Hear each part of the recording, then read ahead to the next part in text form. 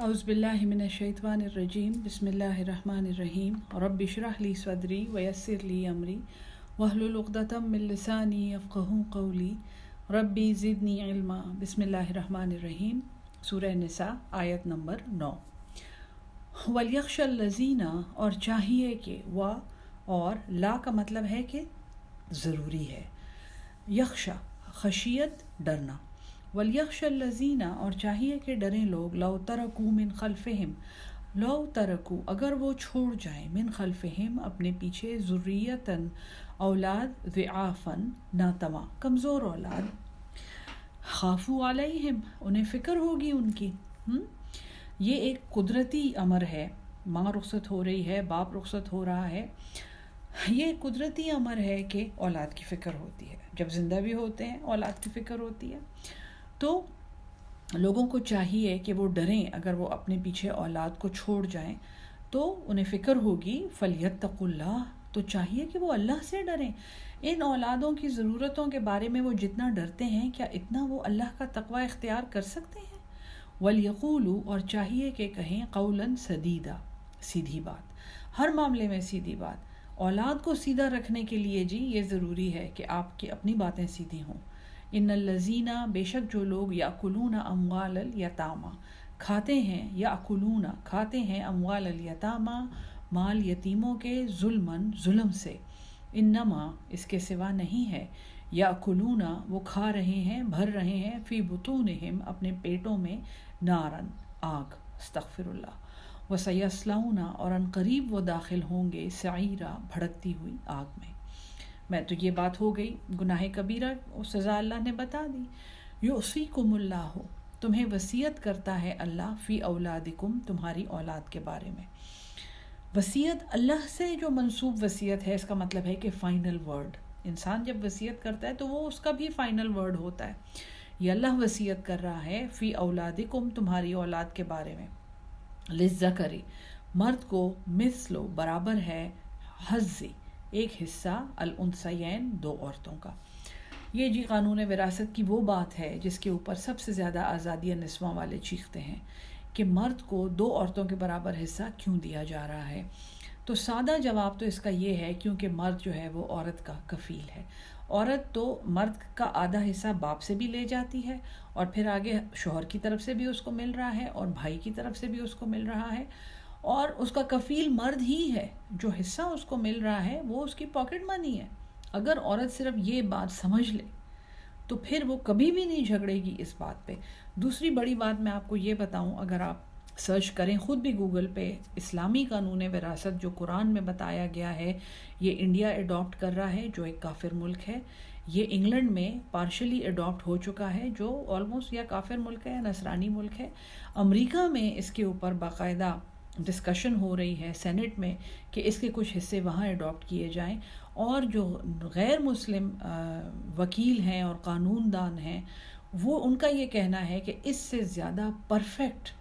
وراثت کا اصول جو ہے اور قانون جو ہے وہ دنیا میں کہیں نہیں پایا جاتا۔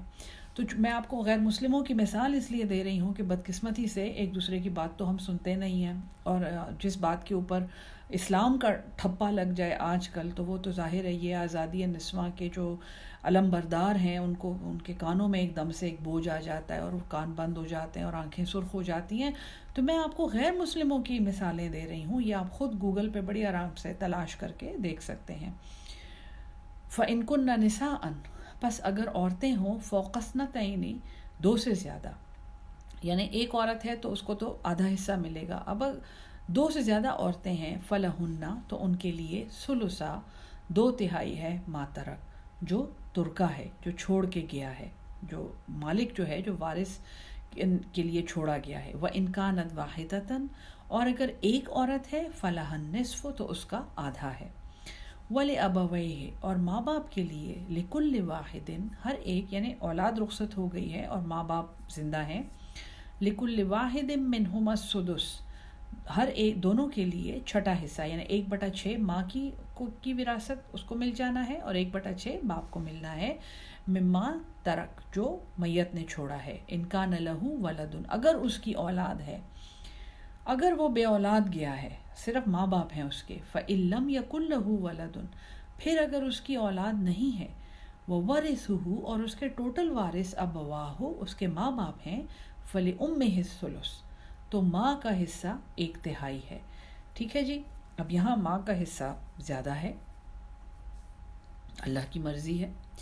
فَإِنْ كَانَ لَهُ إِخْوَةٌ پس اگر اس کے کئی بہن بھائی ہوں, فَلِأُمِّهِ السُّدُسُ تو پھر اس کی ماں کا 6 حصہ ہے. من بعد وصیت بعد وصیت کی, یوصی بہا جو اس نے کی ہے وصیت, او دین یا قرضہ ادا کر کے. یہ میں نے آپ کو پچھلے سبق میں بتایا تھا, وصیت پوری کرنی ہے اور قرضہ. آباؤکم تمہارے باپ, و ابناؤکم اور تمہارے بیٹے, لا تدرون تمہیں نہیں معلوم, ایہم اقرب لکم یہ کہ کون ان میں سے زیادہ قریب ہے تمہارے لیے, نفعاً نفع میں. یعنی یہ کہنا کہ میرے بیٹے کو کیوں چھوٹا حصہ مل رہا ہے یا میرے باپ کو کیوں زیادہ حصہ مل رہا ہے, تو اے انسان, اے بنی آدم, تمہیں نہیں پتا کہ ان دونوں میں سے تمہارے لیے زیادہ قریب کون ہے, کس کو تمہارا مال ملے گا تو وہ تمہیں زیادہ فائدہ پہنچائے گا. فریضۃ من اللہ یہ تو ایک فرض ہے اللہ کی طرف سے. ان اللہ بے شک اللہ, کان علیما حکیما وہ تو جاننے والا اور حکمت والا ہے. ولکم نصف اور تمہارے لیے آدھا ہے, ما ترکا جو چھوڑ مریں, ازواجکم تمہاری بیویاں, جو بیوی چھوڑ گئی ہے آدھا جو ہے وہ مرد کا حصہ ہے. ان لم یکن لہن اگر نہیں ہو ان کی, ولدن کوئی اولاد, خاتون بے اولاد فوت ہو گئی ہیں تو آدھا جو ان کا جو چھوڑ کے مال مری ہیں اس میں سے آدھا جو ہے وہ شوہر کو مل جائے گا. فَإِنْ كَانَ لَهُنَّ وَلَدٌ اور ہاں اگر ان کی اولاد ہے, فَلَكُمُ الرُّبُعُ تو تمہارے لیے 1/4 ہے, مما ترکنا جو وہ چھوڑ مری ہیں, من بعد وصیت بعد وصیت کے, یوصین بہا جو وہ وصیت کر جائیں, یا شاید ہو سکتا ہے وصیت نہ کی ہو, او دین اور یا قرضہ ادا کر کے. تو وراثت کی کا جو فیصلہ ہے, وراثت کی تقسیم جو ہے وہ قرض کا چکانے کے بعد, قرض پورا کرنے کے بعد اور وصیت پوری کرنے کے بعد جو مال بچتا ہے وہ قانون وراثت کے مطابق تقسیم ہوگا. وَلَهُنَّ الرُّبُعُ اور ان کے لیے 1/4 ہے, مما ترکتم جو تم چھوڑ جاؤ, ان لم یکن لکم ولدن اگر تمہاری اولاد نہیں ہے. تو شوہر رخصت ہو گیا ہے, بیوہ خاتون رہ گئی ہیں تو اور بے اولاد ہیں, تو 1/4 جو ہے وہ عورت کا حصہ ہے وراثت میں. فَإِنْ كَانَ لَكُمْ وَلَدٌ پھر اگر تمہاری اولاد ہو, فَلَهُنَّ ثُمُنُ تو ان کے لیے 8واں حصہ ہے, مما ترکتم اس میں سے جو تم چھوڑ جاؤ, من بعد وصیت بعد اس وصیت کے پورے کرنے کے, تو سون بہا جو تم وصیت کرو, او دین یا قرضہ. اگر اولاد نہیں ہے تو بیوی کو 1/4 مل جائے گا. اگر اولاد ہے تو اولاد کو 1/8 ملے گا ترکے میں سے جو باپ چھوڑ کے گیا ہے. وَإِنْ كَانَ رَجُلٌ اور اگر ایسا مرد ہو, یُؤْرَثُ جس کی میراث ہو, کلالتن جس کا نہ باپ ہو اور نہ بیٹا ہو, او امرأتن یا نہ اس کی عورت ہو. ایسے کیس کو اسلام میں کلالہ کہتے ہیں, یعنی باپ فوت ہو چکا ہے, اس کی اولاد بھی نہیں ہے اور اس کی بیوی بھی نہیں ہے, اور اب یہ فوت ہو گیا ہے. وَلَهُ أَخٌ اور اس کا کوئی بھائی ہے, او اختن یا بہن ہے, فَلِكُلِّ وَاحِدٍ تو ہر ایک کے لیے, یہ جو بہن بھائی ہیں ہر ایک کے لیے, مِنْهُمَا السُّدُسُ 1/6 ہے, 1/6 حصہ ہے ترکے میں سے. فَإِنْ كَانُوا أَكْثَرَ پس اگر ہوں زیادہ, من ذالکا اس سے, یعنی ایک بھائی ہے یا ایک بہن ہے تو پھر تو 1/6 ہے. اگر اس سے زیادہ ہوں, فہم شرکاء تو وہ سب شریک ہیں, فی الثلث 1/3 میں. اب میت فوت ہوئی ہے, باپ نہیں ہے, بیٹا نہیں ہے, بیوی نہیں ہے, اور 5-6 بہن بھائی ہیں, تو ترکے میں سے 1/3 حصہ جو ہے وہ نکالنا ہے, وہ وراثت ہے. ٹھیک ہے جی. من بعد وصیت یوصی بہا بعد اس کے جو وصیت کی جائے, او دین یا قرضہ. تو اس کلالہ کا جب قرضہ ادا کر دیا جائے اور وصیت پوری کر دی جائے تو پھر اس کے جو بہن بھائی ہیں جتنے بھی ہیں, 1/3 مال میں وہ سب شریک ہوں گے, یعنی ان سب کو برابر اس 1/3 کو برابر تقسیم کر دیا جائے گا ان سب میں. غیر مضار، نقصان نہیں پہنچانا، یاد رکھو نقصان نہیں پہنچانا، وصیۃ من اللہ، آیت ختم بھی یہاں پہ ہو رہی ہے، یہ اللہ کا فائنل حکم ہے، وصیۃ من اللہ، واللہ علیم حلیم، اور اللہ تو جاننے والا بڑا بردبار ہے، بڑا حلم والا ہے۔ تلک حدود اللہ ہے، یہ اللہ کی حدود ہیں۔ جو ابھی آپ نے قانون وراثت پڑھا ہے، یہ قانون بھی ہے، یہ اصول بھی ہے، یہ نص کا حکم ہے، قرآن کا حکم ہے، اور یہ ہماری شریعت میں اسی طرح رائج ہے جیسا کہ یہ قرآن میں ہے۔ ہم وہ نیک بخت قوم ہیں جن کو میت کے رخصت ہونے کے بعد آپس میں لڑنے کی کوئی ضرورت نہیں ہے، اس قدر پرفیکٹ ہمیں اللہ تعالیٰ نے ایک قانون ہاتھ میں دیا ہے، اور ہم نے اس قانون کے ساتھ جو کیا ہے اس کی ڈیٹیل میں جانے کی ضرورت نہیں ہے، دل خون کے آنسو روتا ہے اس کے بارے میں سوچ کے۔ تلک حدود اللہ، یہ اللہ کی حدود ہیں۔ جہاں پہ حد آتی ہے نا قرآن میں کہ یہ حد ہے، یہ حدود ہے، اس کا مطلب ہے کہ یہ قانون ہے، اس کے اوپر قانون سازی کرنے کی مزید گنجائش نہیں ہے۔ وَمَن يُطِعِ اللَّهَ، اور جو اطاعت کرے اللہ کی، وَرَسُولَهُ، اور اس کے رسول کی، يُدْخِلْهُ، وہ اسے داخل کرے گا، جنات، باغوں میں، تجری من تحتها الانہار، جن کے نیچے نہریں بہتی ہیں، خالدین فیہا، ہمیشہ رہیں گے اس میں، وَذَلِكَ الْفَوْزُ الْعَظِيمُ، اور یہ بہت بڑی کامیابی ہے۔ وَمَن يَعْصِ اللَّهَ، اور جو نافرمانی کرے اللہ کی، وَرَسُولَهُ، اور اس کے رسول کی، وَيَتَعَدَّ، اور عدی کرے، عدوان، آگے بڑھ جائے، حدودہ، اللہ کی حدود سے، یدخلہ نارن، وہ اسے داخل کرے گا آگ میں، خالدن فیہا، ہمیشہ رہے گا اس میں، وَلَہُ عَذَابٌ مُہین، اور اس کے لیے ایک ذلیل کرنے والا، سبکی کرنے والا، انسلٹ کرنے والا عذاب ہے۔ آگے جو احکامات آ رہے ہیں، یہ سورہ نور میں ان احکامات کا کچھ حصہ موجود ہے، اور وہ اس صورت کہ آپ سمجھیں کہ یہ، کیونکہ یہ بھی 92 نمبر صورت ہے، تو مدنی زندگی میں کافی ایڈوانس ٹائم میں یہ نازل ہوئی ہے۔ یہ آپ کی جو اپنی سورہ نور ہے، وہ تو حضرت عائشہ کے اوپر جب بہتان لگا تھا تو اس کا بیک گراؤنڈ تو وہ حصہ ہے رضی اللہ تعالیٰ عنہ۔ یہ جو اب احکامات آ رہے ہیں، یہ اسلام میں سیکشول کرائمز کی حدود ہیں، کیونکہ فحاشی اور عریانی، اور پھر ایک حد سے آگے بڑھ جانا اور زنا کا ارتکاب کرنا، جو کہ گناہ کبیرہ ہے، ہمارے دین میں حرام ہے، اور اس کے اوپر حدود ہیں، باقاعدہ اس کی سزا ہے۔ وہ حدود جو ہیں وہ سورہ نور میں بیان ہوئی ہیں۔ یہاں پہ یعنی مدنی زندگی میں جو سیکشول کرائمز کی حدود جو بننی تھیں، جو بنیاد چاہیے تھی، وہ یہاں پہ سورہ نساء میں دی گئی ہے، اور اللہ کی شان ہے، دیکھیں سمجھنے کی بات ہے، ایک پوری سورت جو عورت کو ڈیڈیکیٹ کی گئی ہے، جو عورت کے بارے میں ہے، اس میں سیکشول کرائمز کی پوری ڈیٹیل ہے، کیونکہ معاشرے میں اس قسم کے جرائم کی جو شکار جو معاشرے کے افراد بنتے ہیں، ان میں زیادہ عورتیں ہوتی ہیں، اور آج کل تو بدقسمتی سے اس میں بچے بھی شامل ہیں۔ اللہ معاف کرے، اللہ سب کو معاف کرے، اللہ ہم پہ رحم کرے، اور اللہ ہم سے یہ خباثت اور یہ گندگی دور کر دے۔ اس تفسیر کے توسط سے میں آپ سے یہ درخواست کروں گی کہ اپنے بچوں پر، اپنے ارد گرد کے لوگوں پر، اپنے نوکروں پر، نوکروں کے بچوں پر، اپنے ساتھ کام کرنے والوں پر بڑی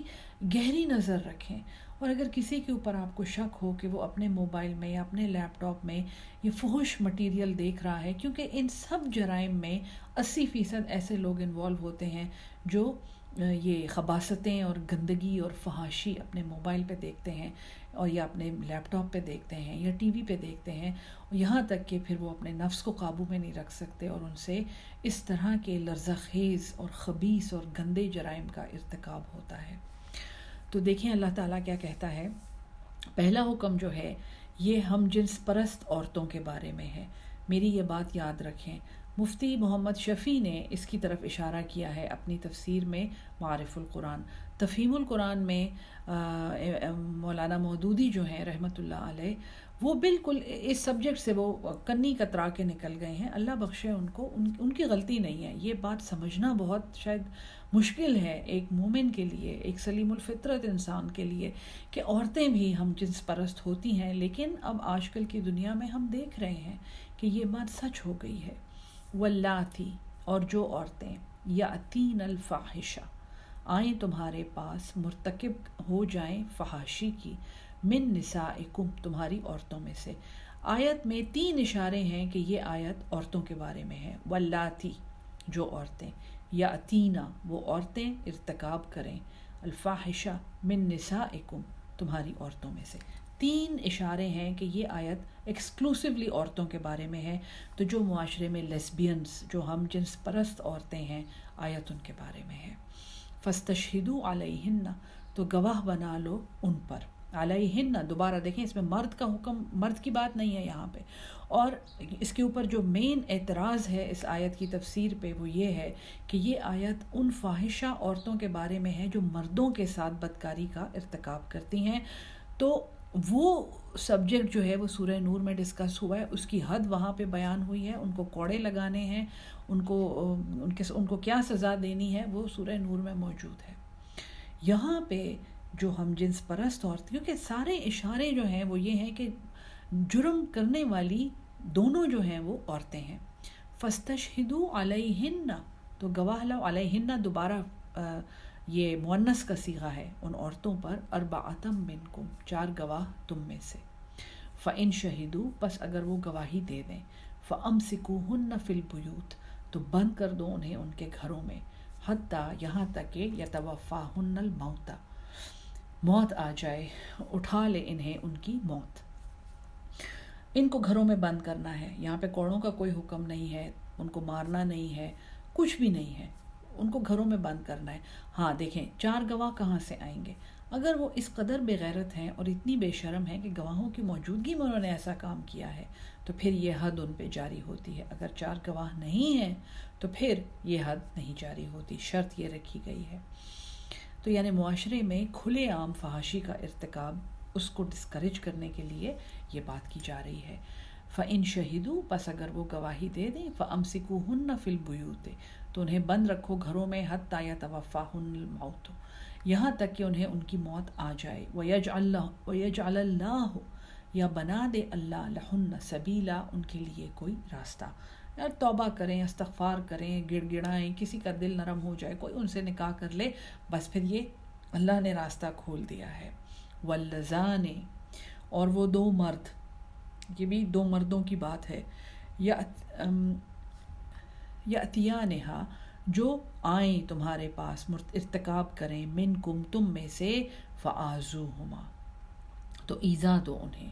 فإن تابا پس اگر وہ توبہ کریں، وأصلحا اور اصلاح کریں، فأعرضوا عنہما تو پیچھا چھوڑ دو ان دونوں کا۔ یہ بھی مرد جو ہیں عورتوں کے ساتھ بدکاری انہوں نے نہیں کی، انہوں نے آپس میں بدکاری کی ہے۔ یہ ہومو سیکشول مرد ہیں، ہم جنس پرست مرد ہیں جو عمل قوم لوط کرتے ہیں۔ ان اللہ بے شک اللہ کان تواب الرحیمہ وہ توبہ قبول کرنے والا اور بار بار رحم کرنے والا ہے۔ تو کیونکہ ان آیات کی اتنی ڈیٹیل مجھے کیسے پتہ ہے؟ اس لیے کہ مجھ سے کسی انگریز نے سوال کیا تھا کہ تمہیں پتہ ہے تمہارا جو دین اسلام ہے اس میں عورتوں کی ہم جنس پرستی جائز ہے۔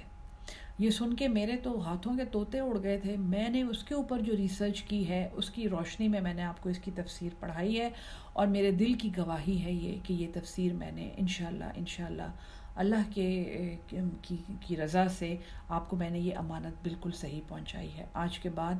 اپنی تحقیق کریں، لیکن ان آیات کی یہ تفسیر آپ نے یاد رکھنی ہے۔ لیسبین عورتیں اور ہومو سیکشول مردوں کی سزا جو ہے یہ سورہ النساء 15 اور 16 آیت اس میں بیان ہوئی ہے۔ انما التوبۃ اس کے سوا نہیں ہے کہ توبہ علی اللہ پر ہے، للذین یعملون السوء ان لوگوں کے لیے جو کرتے ہیں برائیاں، بجہالت نادانی سے۔ ہاں دیکھیں سیکشول کرائمز میں ایک بہت بڑا مسئلہ یہ ہے کہ ینگ ایج میں ہمارے معاشرے ایسے ہیں کہ بچوں کو نہیں پتہ ہوتا کہ یہ کیا چیز ہے، ینگ لوگوں کو نہیں پتہ ہوتا، ایون ٹین ایجرز کو نہیں پتہ ہوتا، ان سے غلطیاں ہو جاتی ہیں۔ تو جو توبہ جو ہے اللہ کرتا ہے ان لوگوں کی جو نادانی سے ایسا کام کرتے ہیں۔ ثم یتوبون من قریب پھر وہ توبہ کرتے ہیں جلدی سے، یعنی جرم کے فوراً بعد جیسی سمجھ آتی ہے توبہ کر لیتے ہیں۔ فاولئک یتوب اللہ پس یہی لوگ ہیں اللہ توبہ قبول کرتا ہے ان کی، علیہم ان کی، وکان اللہ، اور ہے اللہ علیمًا حکیمہ، وہ جاننے والا اور حکمت والا۔ ولیست التوبۃ، اور نہیں ہے توبہ للذین، ان لوگوں کے لیے یعملون السیئات، جو برائیاں کرتے ہیں، حتیٰ یہاں تک کہ اذا حضر، جب سامنے آ جاتی ہے، احدہم الموت، ان میں سے کسی کی موت، قالا، وہ کہتے ہیں انی تبت الآن، کہتے ہیں انی، یہ کہ بے شک میں، تبت الآن، اب میں توبہ کرتا ہوں، وللذین، اور نہ ہی ان لوگوں کے لیے، یموتون، جو مر جاتے ہیں، وہم کفار، اور وہ کفر کی حالت میں ہوتے ہیں، اولئک، یہی لوگ ہیں، اعتدنا لہم، تیار کیا ہے ہم نے ان کے لیے، عذابًا علیما، ایک دردناک عذاب۔ یا ایھا الذین آمنوا، ہاں ہو گیا نا جی، سیکشول کرائمز کی تفصیل ہو گئی ہے۔ اب یہ ایک اگلا سبجیکٹ یہاں شروع ہو رہا ہے، یہ بڑا ہی ایک سینسٹیو سبجیکٹ، ایک اور سینسٹیو سبجیکٹ ہے۔ جب سے سورہ نساء شروع ہوئی ہے آپ صرف سینسٹیو سبجیکٹس ہی پڑھ رہے ہیں، کیونکہ عورت کے بارے میں ہے اور بڑی غلط فہمیاں ہیں، اور خاص طور پہ اسلام میں عورت کا مقام جو ہے وہ تو اب ایک، اب سمجھیں بلیک ہول بن گیا ہے۔ کسی کو نہیں پتا کہ اسلام نے عورت کو کتنے حقوق دیے ہیں، کتنی عزت دی ہے، کتنی بڑی جگہ دی ہے، اور ہم انلائٹنڈ ماڈریشن کے اندھیروں میں ڈوب کے یہ بھول چکے ہیں کہ ہمارے خالق نے ہمیں کتنی زبردست جگہ دی ہے۔ اب جو بیان ہو رہا ہے وہ بھی آپ سمجھیں کہ آج کل بھی وہ موجود ہے، ایسی بات نہیں ہے کہ وہ نہیں موجود۔ عورتوں کو زبردستی اپنے کنٹرول میں رکھنے کی کوشش کرنا، عورتوں کے ساتھ زبردستی کرنا، عورتوں کو جائیدادوں کے لیے روک کے رکھنا، عورتوں کو سونے چاندی کے لالچ میں، عورتوں کو ان کی وراثت کے لالچ میں روک کر رکھنا، تو یہ سب باتیں جو ہیں اس کے لیے اللہ کہتا ہے یا ایھا الذین آمنو، اے ایمان والو، لا یحل لکم، تمہارے لیے حلال نہیں ہے، یعنی اس سے پہلے یہ بات حلال تھی، اب جب قرآن آ گیا ہے اور سمجھایا جا رہا ہے تو لا یحل لکم، تمہارے لیے حلال نہیں ہے، ان ترثوا النساء، کہ تم وارث بن جاؤ عورتوں کے، کرہن، زبردستی، عورت نہیں چاہتی اور آپ نے اسے کنٹرول کر کے بند کر کے رکھا ہوا ہے، ولا تعدلوہن، اور نہ انہیں روک کر رکھو، لتذہبوا، کہ تم لے لو، ببعض، کچھ، ما آتیتموہن، جو تم انہیں دے چکے ہو۔ یہ ہوتا ہے نا کہ میں تو طلاق نہیں دوں گا، میں تمہیں مہر بھی نہیں دوں گا، میں تمہیں سونا بھی نہیں دوں گا، ہاں تم نے خود خلا لینی ہے تو دفع ہو جاؤ، تمہیں کچھ بھی نہیں ملے گا، اور میں تمہیں بدکار ثابت کروں گا کورٹ میں، تاکہ تم، جب میں طلاق دوں، یہ آگے جو بات آ رہی ہے نا، یہ اسلامی کورٹس میں یہ بات استعمال ہوتی ہے کہ تم وہ کچھ بھی تم نے نہیں لینا جو تم انہیں دے چکے ہو، الا، سوائے، ان یاتینا، یہ کہ وہ آئیں، وہ مرتکب ہوں، بفاحشۃ مبینہ، ایک کھلی بے حیائی کی، اور کھلی بے حیائی کا مطلب ہے 4 گواہوں کی موجودگی میں۔ بدقسمتی سے کسی زمانے میں جب تقویٰ پایا جاتا تھا تو یہ بات ثابت کرنا بہت مشکل ہوتی تھی کہ ایک بیوی کے اوپر فحاشی ثابت کی جائے، جبکہ اس نے ایسا نہیں کیا، کیونکہ 4 گواہ لانے ہوتے تھے۔ آج کل تو گواہ بھی بک رہے ہیں اور وکیل بھی بک رہے ہیں، حتیٰ کہ جج صاحبان نے بھی کوئی کسر نہیں چھوڑی، وہ بھی ہر جگہ فور سیل کے سائن ان کے اوپر لگے ہوئے ہیں۔ تو بہت ہی دکھ کی بات ہے، لیکن یاد رکھیں جو اسلام ہے اور جو قرآن ہے وہ شاید اس سے بہت مختلف ہے جو مسلمان کرتے ہیں۔ تو مسلمانوں کے جو بیہیویئرز ہیں اور ان کی جو غلطیاں ہیں اور ان کی جو کوتاہیاں ہیں، ان کا الزام ہم اسلام یا قرآن کو نہیں دے سکتے۔ ہاں، مردوں کو منع کیا جا رہا ہے کہ عورتوں کی زبردستی تم وارث نہیں بن سکتے، یہ تمہاری میراث نہیں ہے، ان کی مرضی ہے، یہ رکیں گی تو ٹھیک ہے۔ ہاں، پھر یہ ہے کہ ان کو جو کچھ تم دے چکے ہو وہ بھی ان سے نہیں لینا جب تم انہیں چھوڑو گے، سوائے اس کے کہ وہ فحاشی کریں۔ وعاشروہن، عاشرہ، ٹھیک ہے، گزر بسر کرنی ہے، معاشرے کا لفظ اس سے نکلا ہے، وعاشروہن، اور گزر بسر کرنی ہے ان کے ساتھ، بالمعروف، دستور کے مطابق۔ فَإِن كَرِهْتُمُوهُنَّ، پس اگر وہ تمہیں ناپسند ہو، تمہیں وہ عورت نہیں پسند، فَعَسَىٰ، پس قریب ہے، ممکن ہے، أَن تَكْرَهُوا شَيْئًا، یہ کہ تمہیں ایک چیز ناپسند ہو، وَيَجْعَلَ اللَّهُ، اور رکھا ہو اللہ نے، فِيهِ، اسی بات میں، خَيْرًا كَثِيرًا، بہت سی بھلائی۔ یہ ایک میں ہمیشہ مثال دیتی ہوں، میاں بیوی کا رشتہ ایسا ہے کہ کوئی بات بیوی کو بری لگتی ہے لیکن وہ اس میں اس شوہر کی کوئی بات لیکن وہ اس میں خیر ہوتی ہے، اسی طرح بیوی کی کوئی بات شوہر کو بری لگتی ہے لیکن اس میں بہت سی خیر ہوتی ہے۔ ہماری ایک انتہائی خوبصورت نرس تھیں، بڑی پیاری باجی تھیں، جن کی شادی جن سے بھی ہوئی وہ اتنے خوبصورت نہیں تھے، اور ہمیں بڑا دکھ ہوا تھا انہیں دیکھ کے، اور ہم نے باجی کو خاصے ہم نے گلے شکوے کیے تھے کہ آپ کی کیسے بندے سے شادی ہو گئی ہے۔ تو باجی تو اس وقت بڑی خوبصورت اور بڑا ہی محبت بھرا ان کا گھرانہ تھا، اللہ کرے جہاں بھی ہوں خوش ہوں۔ تو باجی ہنس کے کہتی تھیں کہ ڈاکٹر صاحب دوسروں کو پسند، مجھے جب خوبصورت مرد آئے گا ایسا مرد جو آپ سب کو پسند ہوگا تو پھر وہ تو اوروں کے پیچھے بھی جائے گا نا، پھر تو اور لوگ بھی اس کے پیچھے آئیں گے۔